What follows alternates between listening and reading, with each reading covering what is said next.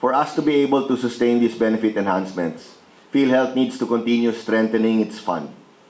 Kailangan natin ng pondo para matugunan ng ating mga nasimulang magagandang pagbabago sa mga benepisyo ng PhilHealth.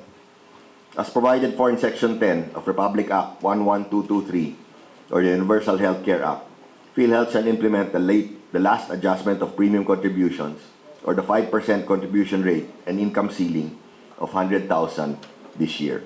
We already administered and implemented the increase po, no?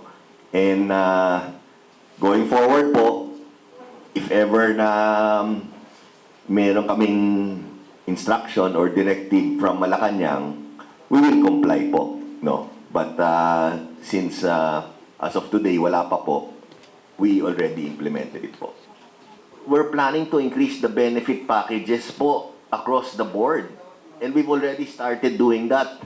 So isipin mo po, ang miyembro ng PhilHealth, 115 million, substantial yung increases ng benefit packages. So talagang we really need, the funds have to come from somewhere po, diba? And ako, personally, although it may sound self-serving, it's a small amount, no? It's a small amount for them, but the benefits that they're going to feel, ramdam na ramdam nila